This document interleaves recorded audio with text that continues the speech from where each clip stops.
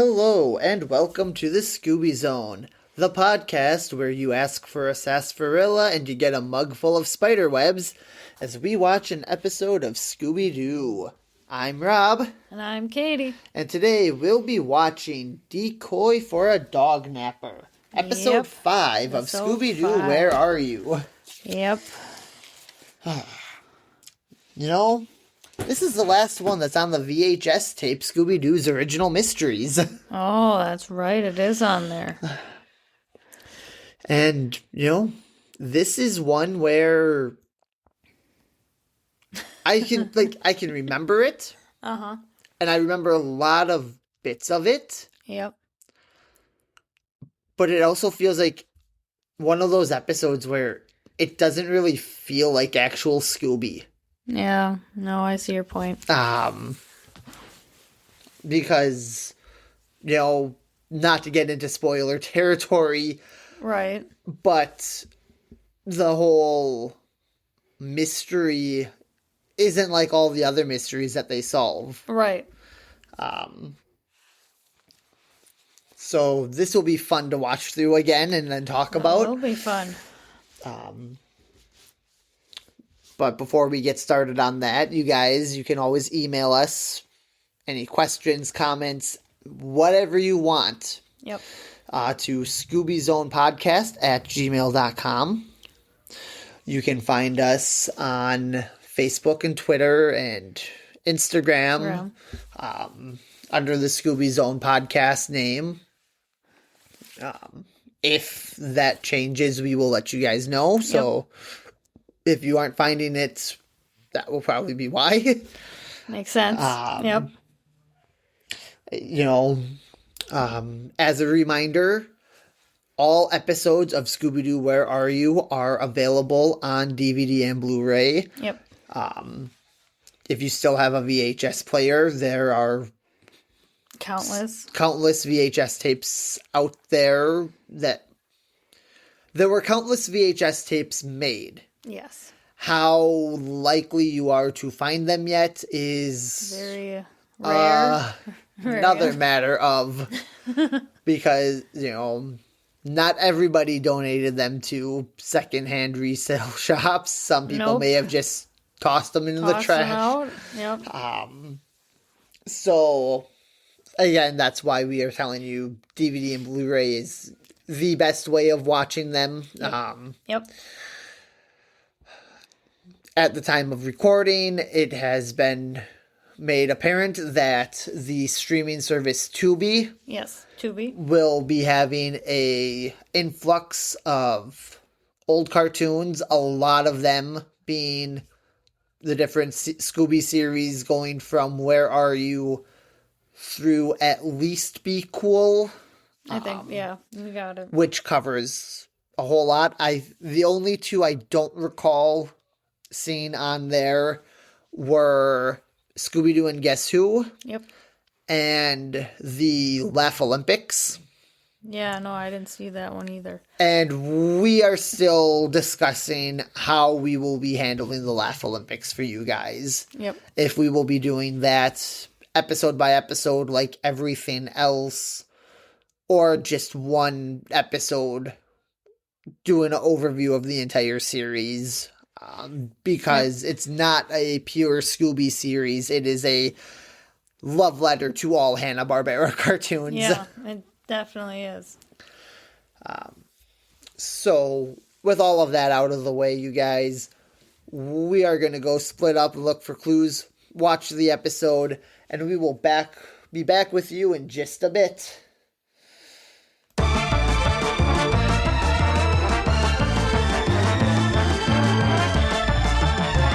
And we're back. That was Decoy for a Dognapper. Yep. Not many decoys around this time. No, just one. Just one decoy. Yep. But that's all we needed. Yep, just need one. So, why don't we go ahead, start from the beginning? Yep. This was pretty unique. It actually started in the daytime. Right, yeah. All the other episodes started at night. At nighttime or just a little bit before dark, too. Yeah. I think just a little bit before. Well, I know Hassle in the Castle started out as a nice clear day and then got spooky. What could have happened? Fog. Speak English, Velma, and we'll understand you better. Oh, that Velma. Yeah. But anyways, Scooby's out walking by himself when why he would be doing that. Nobody knows. Everyone else was at the beach. That is true. Without Scooby is weird, but it is. But Scooby's walking along where he sees a female poodle. Yep. He tries to get her attention. He picks some flowers. Very nice gesture, of course. And then he sees the dog get kidnapped. Yep. Dognapped, I guess. Dognapped, yeah. Yep. So he runs to the beach to let the rest of Mystery Inc. know. Yep. They then hear on the radio, after Scooby turns on the radio, that there's been a string of dog nappings. Yep. And so they decide to go and visit one of the victims, Mr. Buck Masters, who believes that the dog nappings are all related to an upcoming dog show. No, he's probably not wrong. They decide to go off that and decide to talk to, we don't see it, but they talk to another dog owner, Bob Miller. And after talking with him, they decide to have Scooby fill in as a decoy for Bob Miller's champion Great Dane. Yep. They gave Scooby a nice bath, which goes about as well as you'd expect from Scooby. For Scooby. Yep. Put a tracking device in a fancy collar for him. Yep, fancy collar. And, it's a matter of now getting Scooby to go out there. He asks for a Scooby snack. Yep. And surprisingly, Shaggy steals it this time. Yep. Making this the first time you've ever seen Shaggy eat a Scooby snack. Yep. And then, they go to give Scooby one. Shaggy tries to steal it again, but Scooby stops him. Yep. So the amount of Scooby snacks eaten so far is another 2. Yep. So what brings our total to 10? Yeah. I think as of right now, our total is 10. Yep. While Shaggy and Scooby are out walking, there is a female dog out. Don't think it's of any particular breed. No, it's just the dogs. But that dog seems to be infatuated with Scooby, but because Scooby is playing the role of a decoy, he can't really interact. Nope. So the female dog gets mad at Shaggy about that and tries to cause problems. She does try to cause problems, yep. While they continue their walk, there is a black van that looks a lot like the Mystery Machine. It does look a lot like the Mystery Machine. In terms of its design. Yep, it does look Decides that when it starts up, it just wants to fill the area with exhaust smoke, making it impossible for anyone to see. Yep. Where the Dognappers then cut Scooby's leash and take Scooby. Yep. Shaggy chases after them. Basically asks a gas station attendant if he has any wheels. And when he's told that his motor scooter, Shaggy expertly commits some Grand Theft Auto by taking it. Always expertly does it. While at the same time, we see the Mystery Machine drive by. No driver in the window. Nope. But we get an interior shot. We see Fred and Daphne in the front. Yep. Velma is sitting in the back at a computer tracking Scooby's collar. Yep. So they decide to follow. And then we get another exterior shot of the Mystery Machine with the front seat completely empty. So, your safety warning this week, you guys. When you're driving a vehicle, especially a van. Well. Make sure you're actually in the driver's seat. Make sure you're actually in the car. Guys, all right? Don't get out to commit some expertly committed Grand Theft Auto. While leaving the other vehicle still running in and drive, you guys. Yeah. Probably won't work out well for you. I don't think it will. You'll lose the vehicle. Oh, man. Shaggy continuing to chase, ends up close to an Indian reservation, where he is suddenly terrorized by a ghostly Indian on a horseback. Mm-hmm. While the ringleader of the Dognappers, a Indian witch doctor ghost, notices that Scooby is not the champion Great Dane, and they put him in a handcar and send him down the mountain. Yep. The rest of the gang eventually catch up to Shaggy, and then Daphne lets them know that Scooby's tracker is moving again, in which they follow to find Scooby going down railroad tracks. They chase after in the van, where when they are close enough, Shaggy jumps onto the cart and attempts to apply the handbrake to get it to stop. Yep. Well, just barely getting it to stop before noticing a train coming, in which Shaggy... The Midnight Express. Yes, the Midnight Express. Shaggy then pumps on the handcar to get it moving. Yep. Doing a surprisingly amount to get it to not get hit by a speeding train. Yep. In which Fred, at noticing a turnstile up by the tracks, puts the mystery machine in reverse to go to it so that they can switch the tracks over to let Shaggy and Scooby be on one portion of the track out of the way of the Midnight Express. Yep. They then have Scooby lead them back to the Indian reservation, where they then notice the Indian witch doctor basically warn them away. They split up into two after using a giant slingshot to a giant slingshot to climb up the side for some of reason we got the cliff.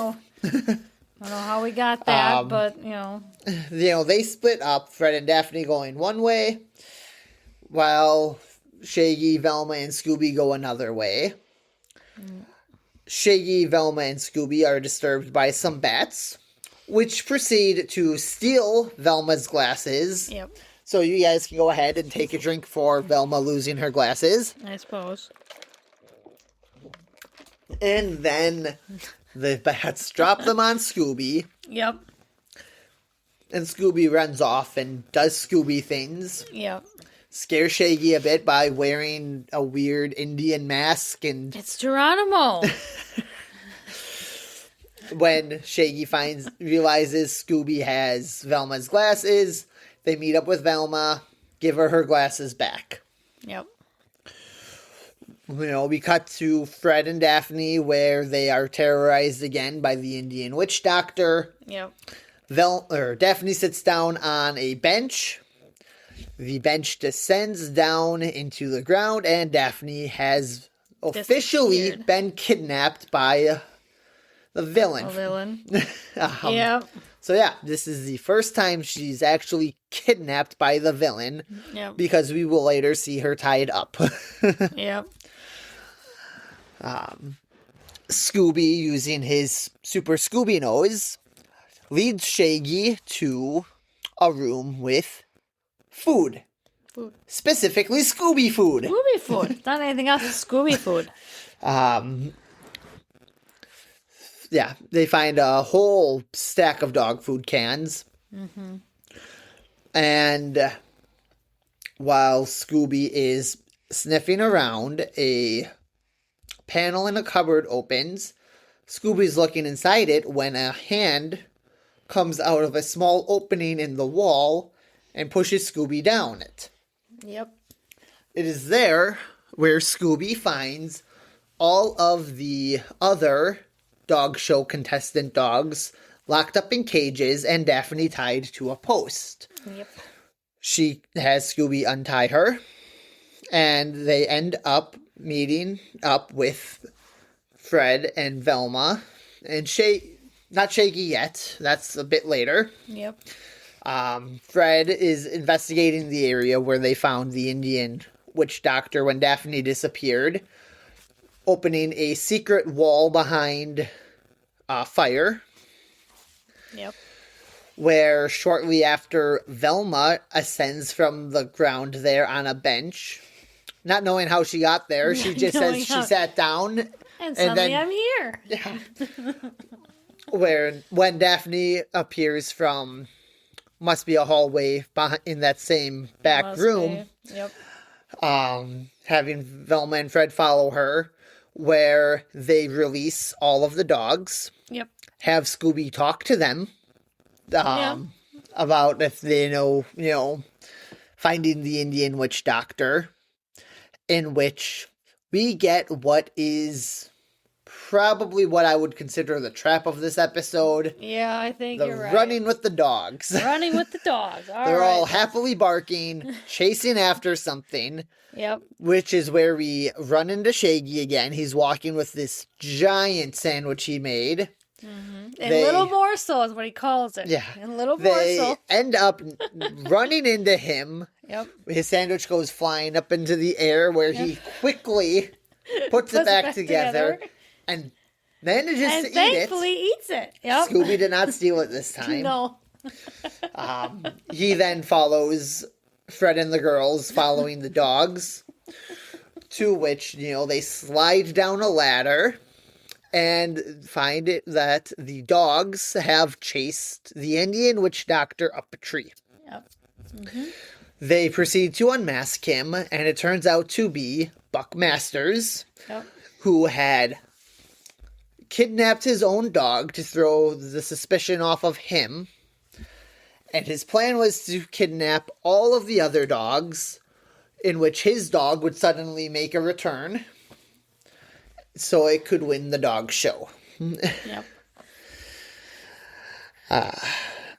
And then when talking with the sheriff, wrapping everything up, we are told that the Ghost Indian was just a movie projection that was made from the back of Master's truck. Scooby then scares Shaggy by holding a feather duster up behind his head to make it look like an Indian headdress. Yep. Holding a small stone hatchet. Yep. And using a flashlight to project his shadow as a silhouette of that, to scare Shaggy into thinking the ghost of Geronimo was back. Yep. And that's where we end this week's episode. Yep. So, again, another short episode. Another instance that 22 minutes can really be the fastest thing in the world. It can be. I guess that's how it works, I guess. So, we get some fun stuff now to do. I guess we do, huh? All right. Yeah. Alrighty. Yeah, don't know how to stretch this one out for you guys. I really don't know either. We'll have to... So, let's go ahead and start. Oh boy. As we mentioned during our recap, our snack intake for the series is now up to 10. It's up to 10, guys. We're getting up there, but... We're still averaging two an episode. Per episode, but hey, it's one per person this time instead of just two for Scooby. Yeah. Shaggy somehow manages to steal one. Shaggy has now put his stomach in the game. yeah. No pun intended on that one. All right. So maybe this will now start to drive this total up. It might. Yeah, the 2 will definitely drive it up. Yep. All right. Oh, boy. Okay. So, the Manifest of Monsters. Mm-hmm. This is the list of where we will be ranking every monster that the game goes up against. Yep. So, first, right off the bat, we will be excluding the Ghost of Geronimo, which is specifically the movie projection. Yep. It doesn't really do much of anything. It's not really the villain. No. I guess calling, saying that we're ranking the monsters, really we're ranking the villains. Yeah.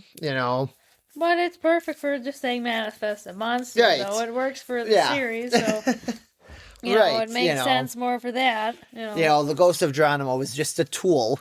Yep. Being used by the monster.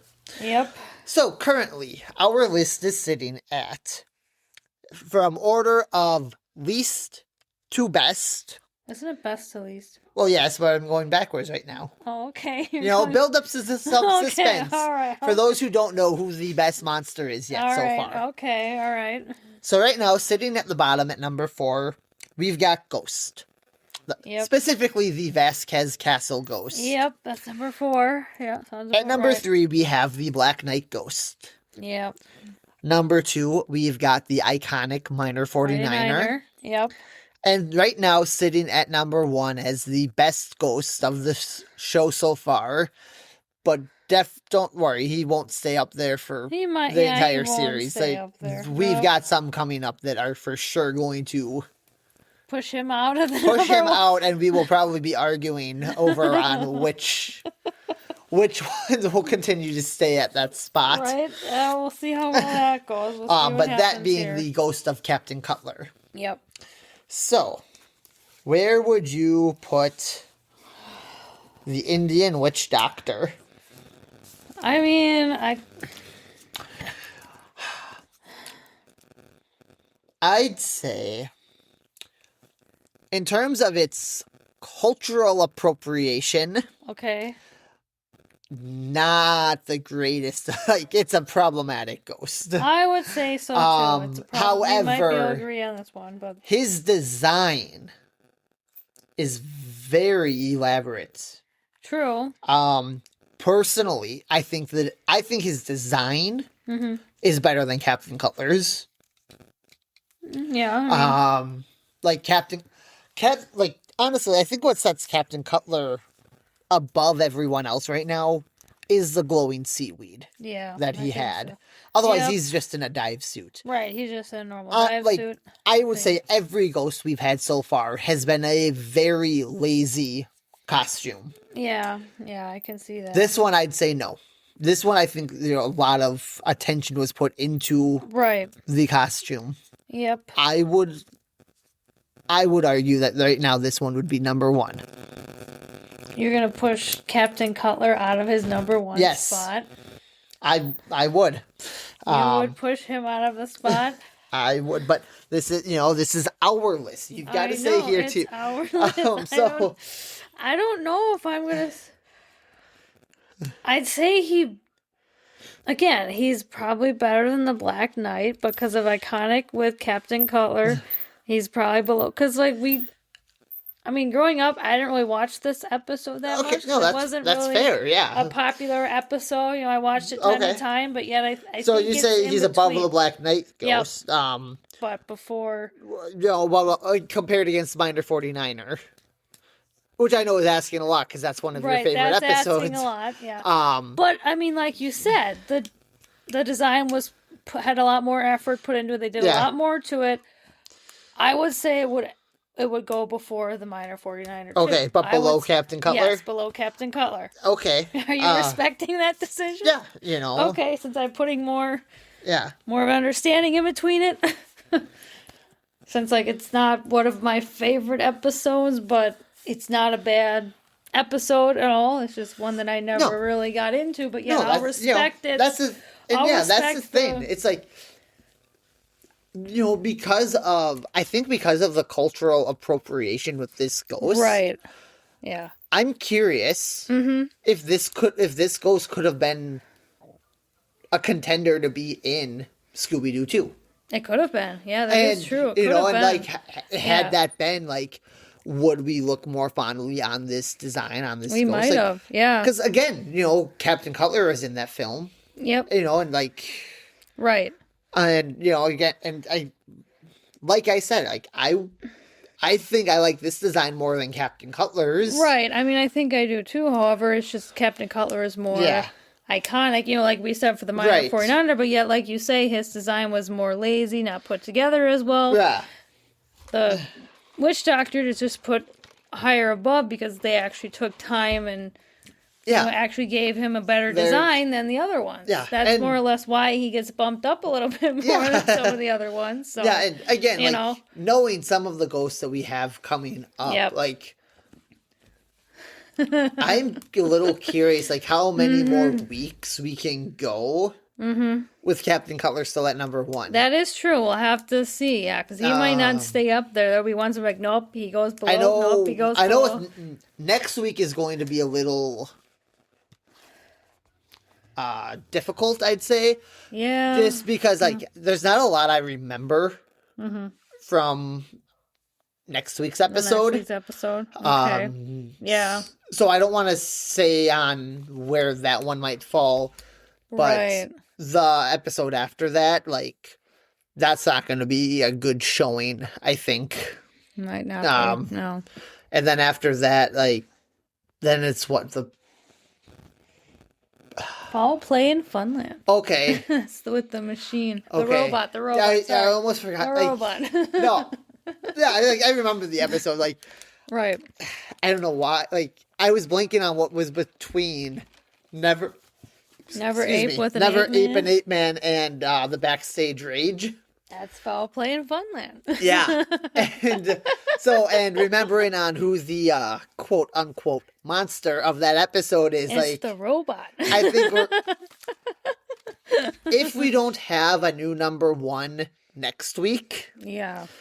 We for sure will have a new number 1. Yeah, I think within the next couple of weeks with Yeah, we might have a new number 1, guys. Yeah, he's not going to stay in that place for very long.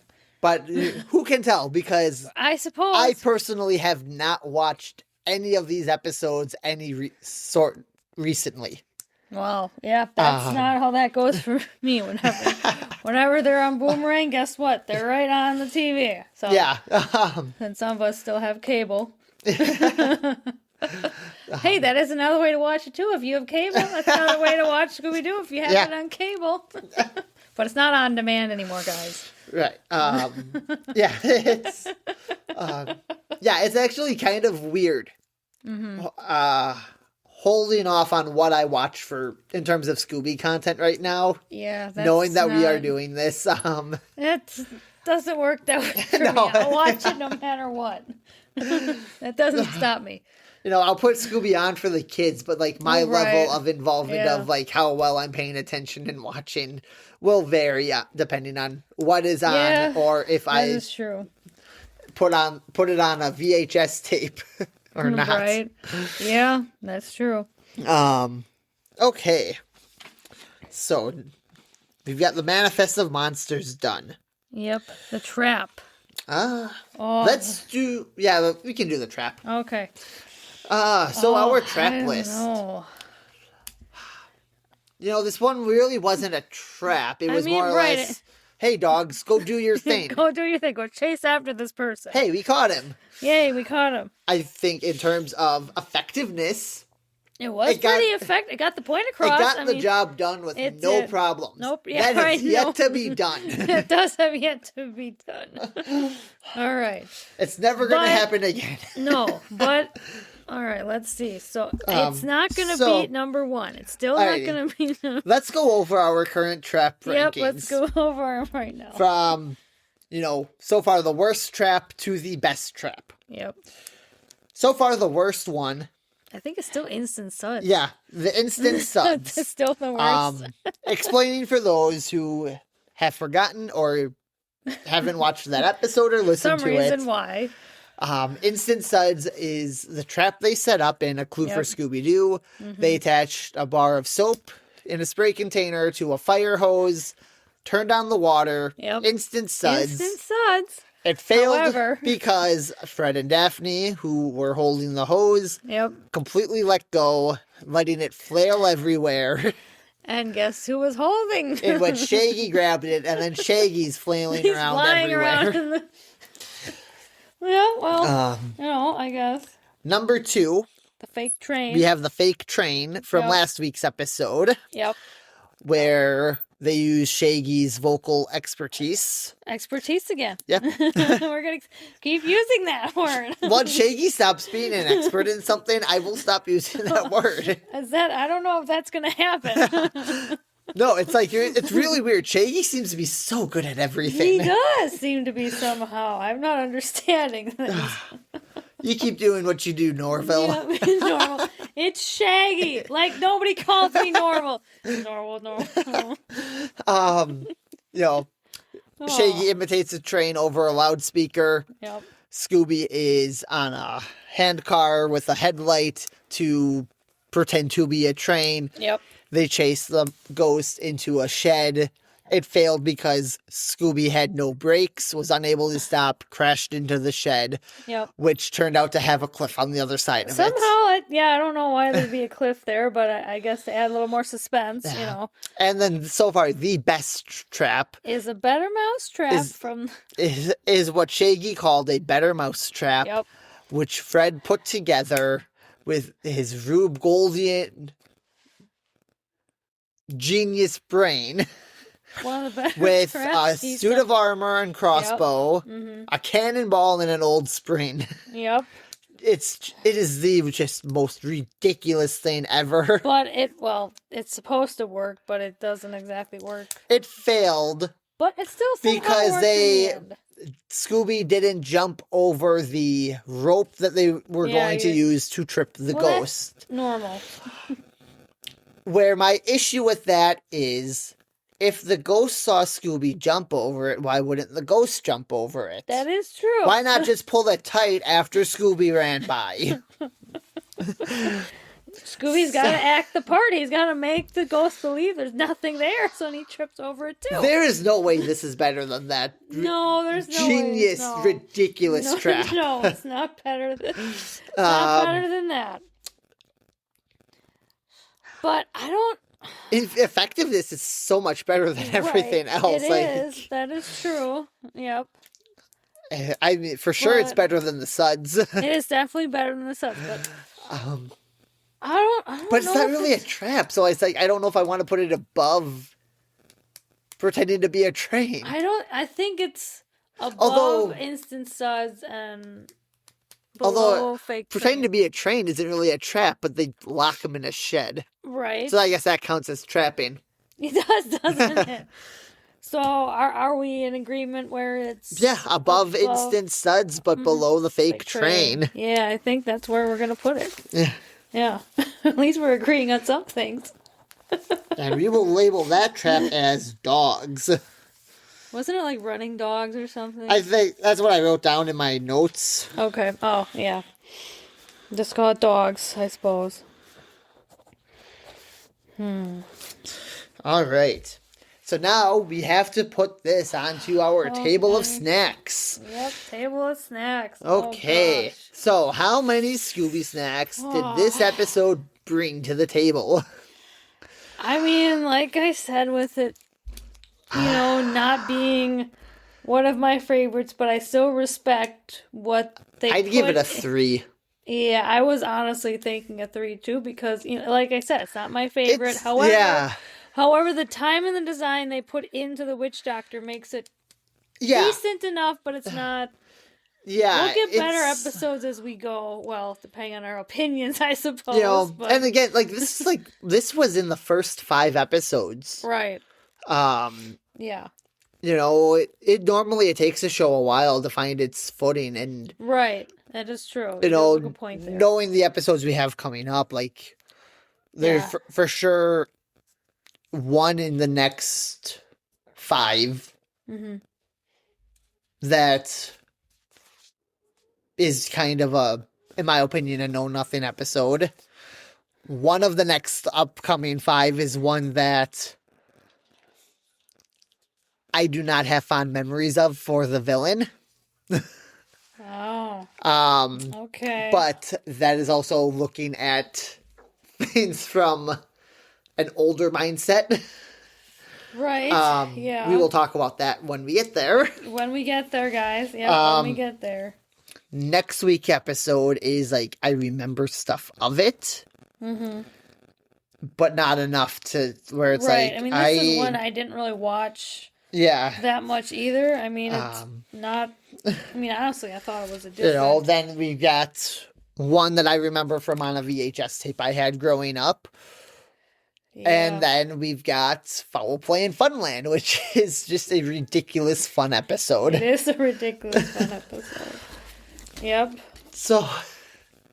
it's another short episode this week for you guys. It is another short one. That's weird. These will get better. When we start reading emails from you guys, like, that'll help pad out some of this if you really want it. Or you could tell us, hey, don't read our emails to us. Just answer them. Just answer them, please. We're curious about it.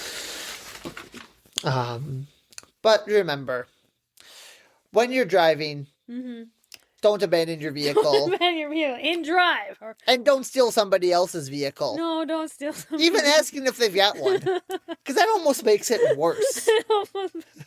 Right? Yeah, you got one. I'm going to steal in 5 seconds. Expertly stealing it like Grand Theft Auto here. Right. So, we'll be back next week with the episode, What the Heck's Going On? Yeah, we'll definitely be back, guys. But until then, just remember, they would have gotten away with it too. If it weren't for those meddling kids.